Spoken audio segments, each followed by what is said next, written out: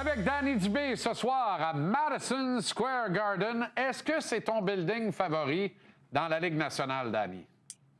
Pour le travail, je te dirais que non. Mais pour le reste, le Mais musée, pour le reste, c'est fantastique. le C'est mythe, fantastique. la légende, Le mythe. c'est formidable.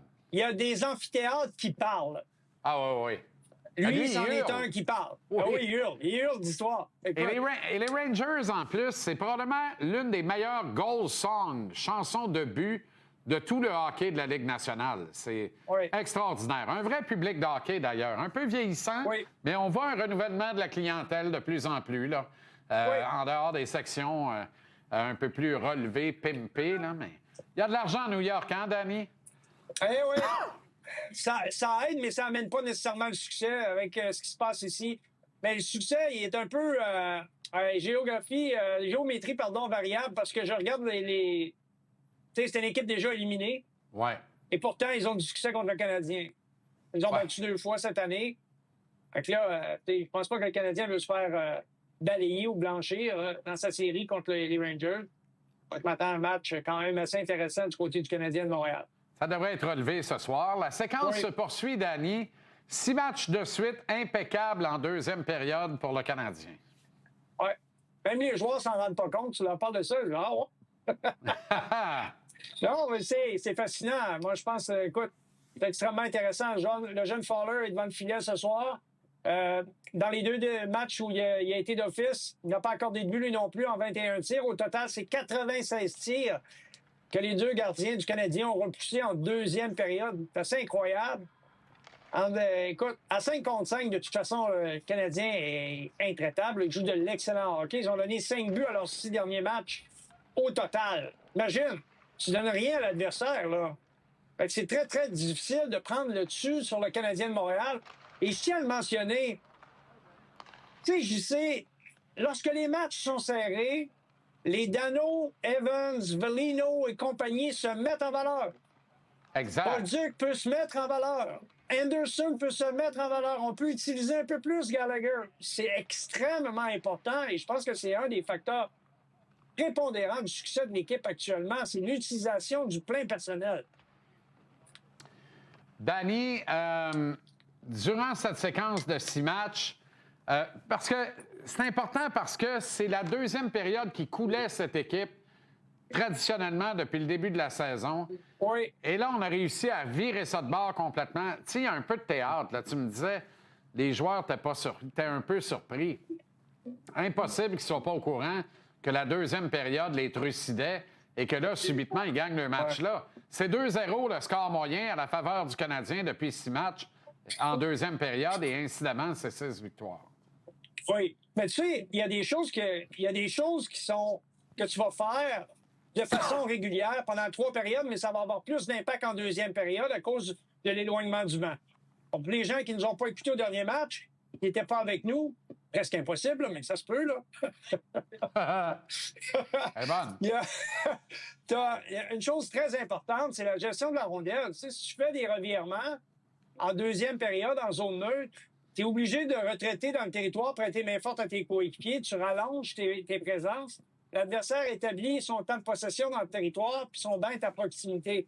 Donc, ils peuvent garder la rondelle dans ton territoire, changer les joueurs, puis là, écoute, ça te place dans une situation extrêmement vulnérable. L'autre chose qui est extrêmement importante, que le Canadien fait beaucoup mieux, on joue défensivement plus rapidement. Quand je dis ça, ce que ça veut dire, c'est que au lieu d'être en mode défensif de zone ou attendre que le joueur soit près de nous, qu'il y ait de la proximité, non, on est vraiment très, très agressif pour récupérer la rondelle lorsqu'on n'est pas en possession de celle-ci.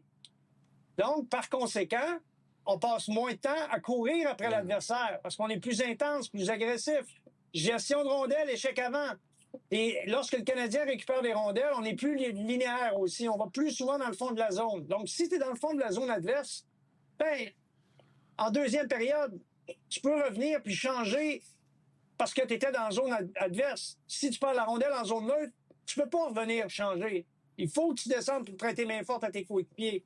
C'est 75 pieds qui fait toute la différence, là. Beaucoup d'honneurs individuels possibles, Beaucoup de poussière à mordre, probablement, dans les faits, au Gala Méritas. C'était l'objet du billet de saison. Mais en revanche, un collectif, quand on met ça bout à bout, on est devant un collectif qui est hyper fort, hyper tissé serré, Danny. Et on voit que toute absence semble vouloir se combler presque comme une lettre à la poste dans cette équipe. Oui, absolument. Écoute, JC, je regardais ça, puis j'en revenais pas à quel point la perte de joueurs que l'on considère quand même des joueurs importants, même si c'est pas parmi...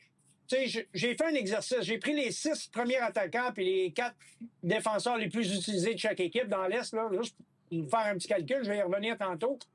Puis en même temps, ça m'a fait découvrir que le Canadien, dans le cas de Goulet, dans le cas de Nook, c'est 40 matchs ratés pour ces 2 joueurs-là. Mais regarde bien la statistique.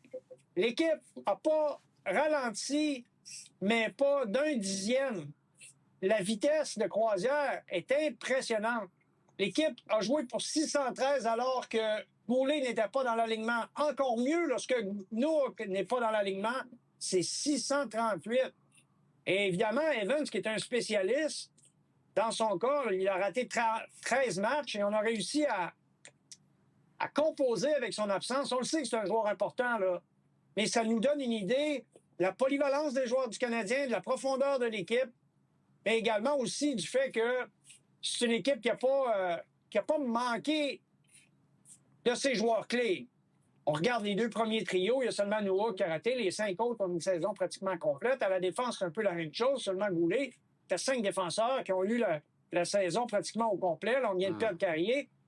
Alors, le Canadien, là, c'est les 6 attaquants et les 4 défenseurs les plus utilisés. Ils ont perdu au total dans l'année seulement 58 matchs. Quand même, hein?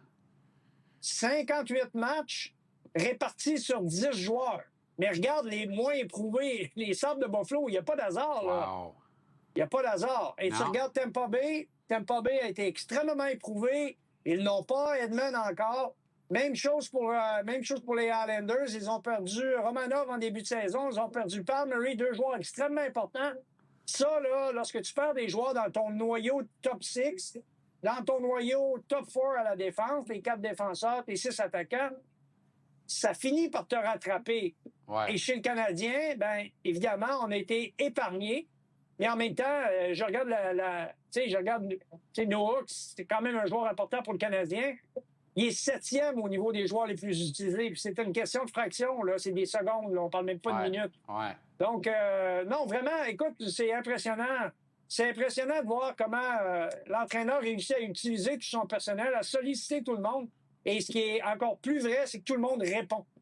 Tu sais, t'as pas de joueur qui dis, on ne sait pas trop, ils répondent pas. Vraiment, là, je trouve ça impressionnant. C'est encore plus vrai à Long Island, Danny. Oui. On regarde ça, le nombre de matchs, là, ça rejaillit sur la qualité du travail de Patrick Roy là-bas, là, honnêtement. Là, oui.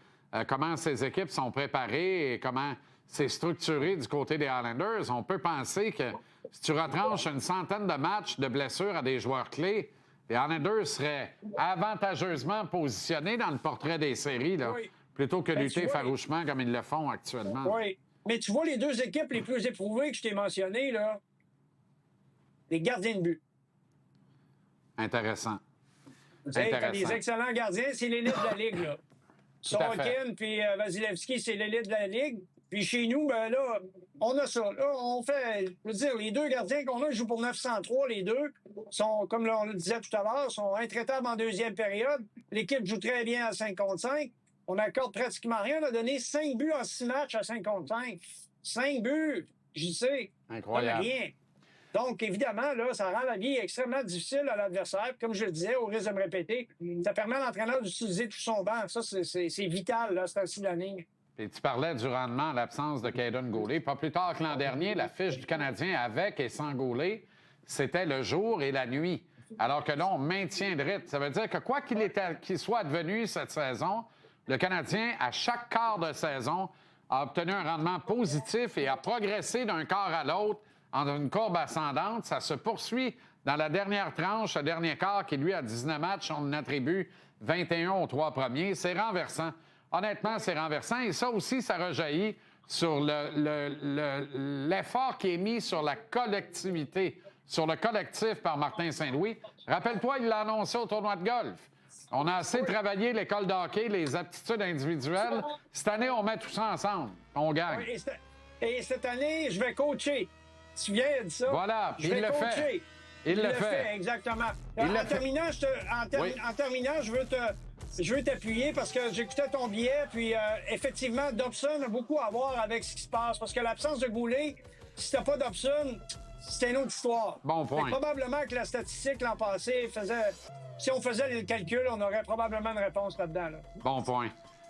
Excellente soirée, Danny. Bon match, tout juste dans le plus beau plafond d'Amérique, celui du Madison Square Garden. Salut, Danny. Ils ont sauvé le plafond, mais ça a coûté $1 milliard. Ouais, $1 milliard. $1 milliard. C'est pas un nouveau building, là. Ils ont retapissé le garage. C'est beau, par exemple. Ça sent le Châteauneuf. Salut, Danny. Bye-bye. Je rappelle que l'inénarrable Olivier Primo qui a vendu 4000 tickets